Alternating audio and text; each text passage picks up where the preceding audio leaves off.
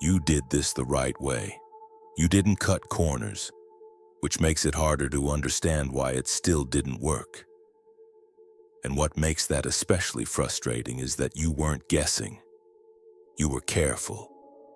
You paid attention to details, you followed instructions, you tried to make sure you weren't skipping steps or doing things halfway.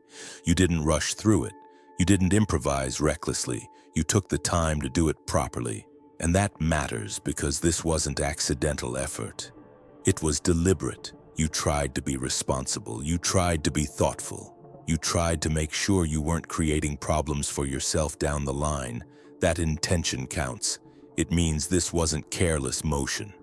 It was considered. That's why this doesn't feel like a simple setback. Because when you do something the right way, you expect at least some confirmation that it mattered. Not a reward, not applause. Just a sense that the direction was correct. And when that doesn't arrive, it creates a specific kind of tension. If you listen closely, there's probably a quiet statement underneath all of this. I did it right. Not in a proud way, not defensively. Just as a fact. You followed the guidance. You respected the process. You tried to align yourself with what was supposed to work. You didn't rebel against the system. You didn't assume you knew better. You trusted that doing things correctly would eventually produce a result. And that's what makes this moment uncomfortable. Because now the confusion isn't about effort. It's not about discipline. It's not about whether you took it seriously enough.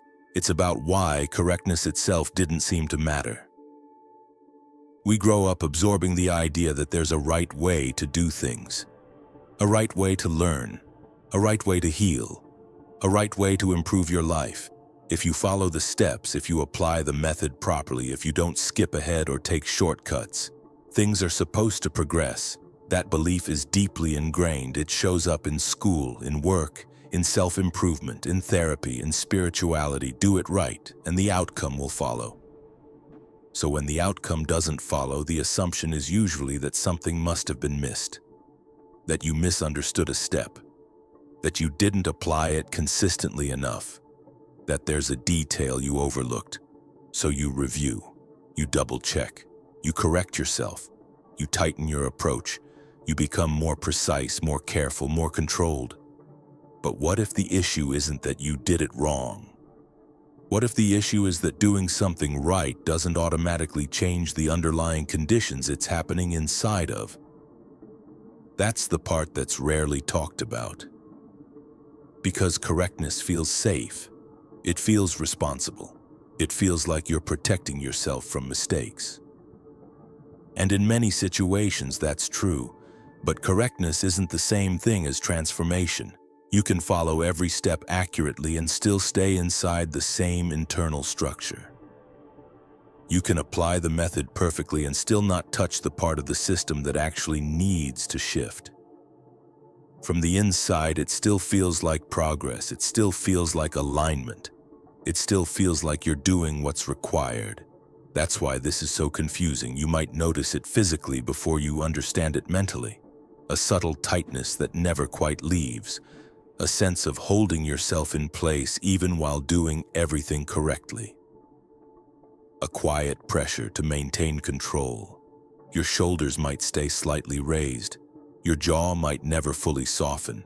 Your breathing might remain shallow without you realizing it. Not panic, not overwhelm. Just a steady vigilance that doesn't fully relax. This doesn't mean you failed. It means correctness was solving a different problem than the one you're actually facing. Doing things right often stabilizes a system. It keeps things from falling apart. It prevents obvious mistakes. But stability isn't the same as movement.